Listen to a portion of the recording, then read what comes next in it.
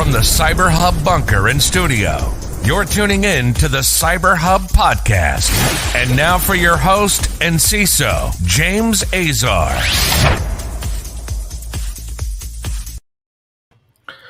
All right, folks, good morning. End of the week, Thursday, January 28th, 2021. Your practitioner brief directly from the point of view of a chief information security officer, a CISO. For those who don't know, we are live on Facebook, YouTube, and LinkedIn. Good morning to all of those tuning in. Thank you so much for tuning in to this morning's podcast. It's a 9:03 a.m. Eastern Standard Time, and we're going to get right into today's podcast. But before we do that, please make sure to subscribe to our podcast. If you're watching us live and you're not a subscriber, we'd gratefully appreciate you to follow us on social media, whether it be our Facebook page or LinkedIn page, or subscribe to our YouTube page and turn on the notification bell right below. That'll give you a notice every time we go live. Today's show is brought to you by our friends over at KnowBe4 so make sure to support them. They're also tagged below if you're watching us on YouTube or listening on your favorite podcast listening platform.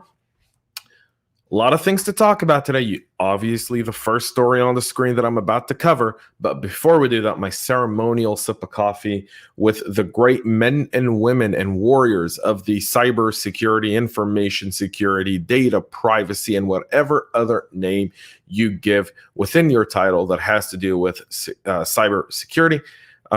My usual double espresso is very important for me to function. Number 3 for the morning, but I'm grateful. It's almost, it's almost Friday, almost.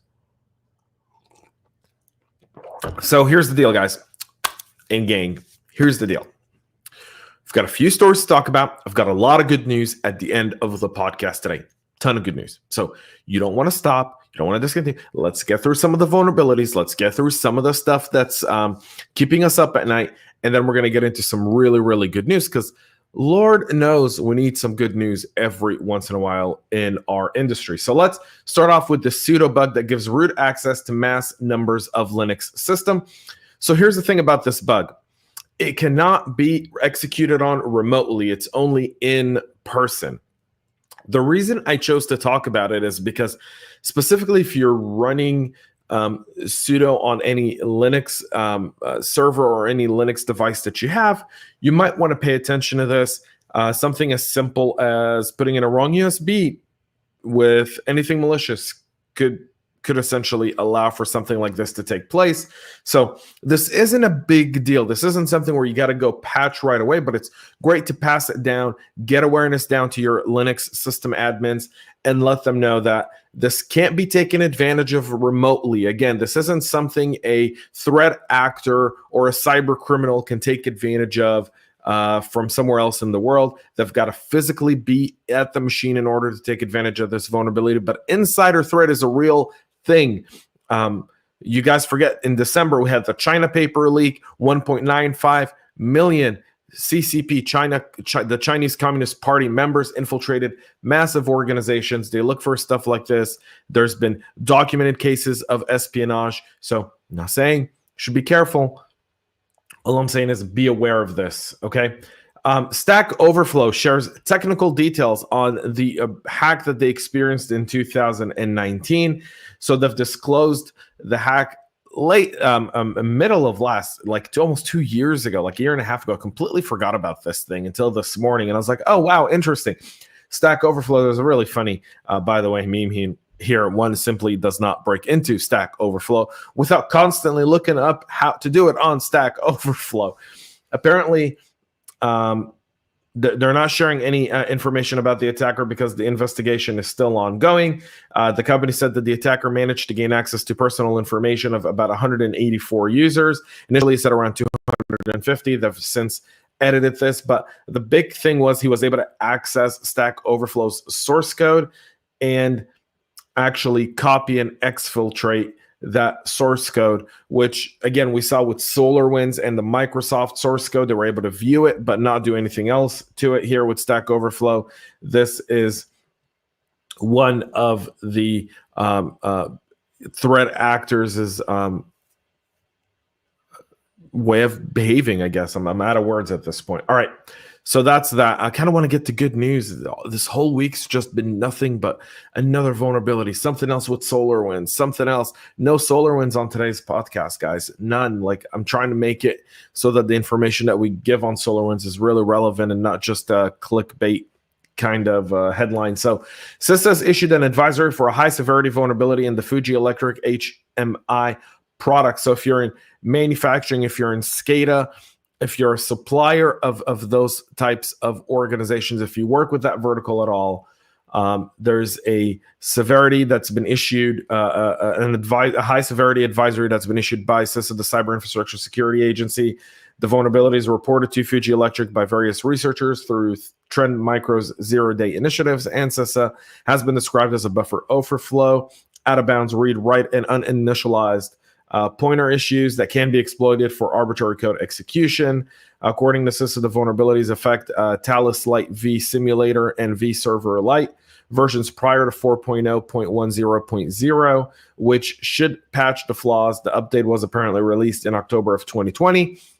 The reason something that's been issued in October of 2020 comes back in January is because people haven't patched. And what they're seeing is that because people aren't patching it, there's threat actors taking advantage of it in the wild. So if you know people that work in SCADA, you are a consultant, a vendor, an employee of a SCADA organization that may use Fuji's Electric's devices, please make sure to pass this down. You can find this at securityweek.com as well. And that'll be very, very critical to get those things updated so that threat actors don't take advantage of it. Now I want to get to the good news of the week. Yes, folks, good news. We in cybersecurity yearn for good news.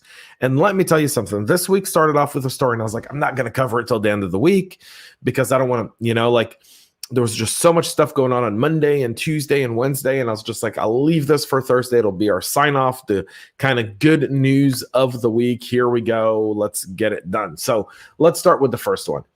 Emotet.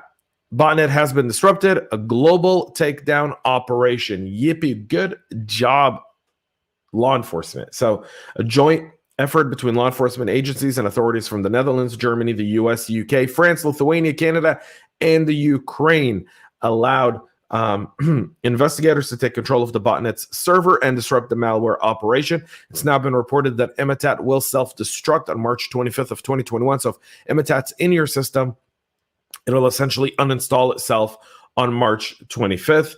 The infrastructure that was used by Emotet included several hundred of servers located across the world. All of these have different functionalities in order to manage the computers of the infected victims, to spread to new ones, to serve other criminal groups, and to ultimately make the network more resilient against takedown attempts, according to Europol.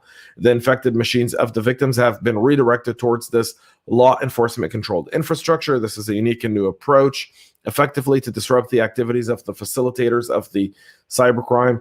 Europol here has a nice kind of headline of how Emotet works. The Ukrainian cyber police department also arrested 2 individuals suspected to have been involved in the botnet infrastructure and maintenance, and they're facing 12 years in a Ukrainian prison if found guilty. To check if your email has been compromised by the Emotet and used to deliver malicious emails, you can use the Dutch National Police portal, which allows you to input your email and see if you've been a victim of the Emotet. So forth. There's a video here. I have not interconnected the sound to the podcast today, so I won't play this video, but really, really great news. Good job by Europol. Good job by the Ukrainian National Police, and good job by the FBI and CISA and all of those involved. Well done, folks, but it's not over yet. NetWalker suspect has been charged. His Tor site has been seized. You guys are on fire today. The suspect allegedly extorted $27.6 million from ransomware victims, mostly in the healthcare sector. So Emotet comes down. The Department of Justice said it brought charges against a Canadian national in relation to the NetWalker ransomware attacks, while also seizing around $454,000 in cryptocurrency from ransom payments made by 3 separate victims. The Canadian in question, Sébastien Vachon Desjardins of Gatineau is alleged to have raked in more than $27.5 million from the NetWalker activities, predominantly targeting healthcare facilities during the COVID outbreak. Not exactly a very nice person for that. There's the dark site. The dark website has been seized. That was done by the Bulgarian National Police. Apparently, the site was being hosted there. The Department of Justice said in a statement that ransomware victims should know that the coming forward to law enforcement as soon as possible after an attack can lead to significant results like those achieved in today's multifaceted operation. So very, very good week for law enforcement in cybersecurity. It's a really great week for them, and we're very excited about that. Yes, Eddie Doyle, Techtown Square, buddy. Yes, we are winning the battles. We're starting to. Law enforcement, it takes some time, but if you don't report it, they don't know. And if they don't know, they can't bring these people to charge. And by the way, what happens is someone says, well, it's big enough. Big companies got affected by it. They're probably, don't need my report. They need every single report, and you can report this stuff anonymously. IC3.gov. That's the FBI Internet Crime Report Portal. You can report it there anonymously as well, and just let them know I've been a victim of a ransomware attack or a sextortion campaign or whatever it is. Let them know, because this helps build a case and allocate more resources to this one threat actor. Isolation and shame is the number one way these guys get away with this stuff. So that's it for our practitioner brief today. For this week, we're done. Yesterday on the CISO Talk podcast, if you have not if you haven't subscribed to that podcast, if you haven't listened, Jarek Beeson, the CISO over at Epic. Wow. We have a top 5 for the best basketball players.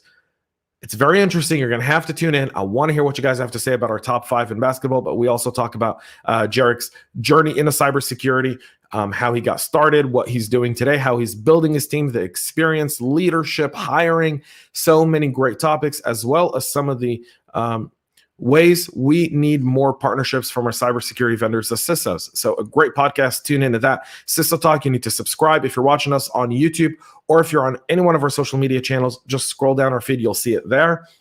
That's that.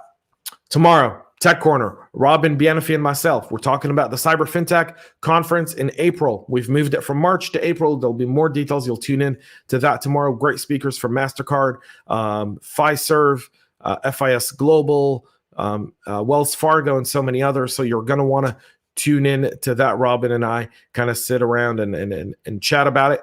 That's it for our practitioner brief today. We're signing off, wishing you all a great weekend, a great rest of the week. Until then, guys, stay healthy and stay cyber safe.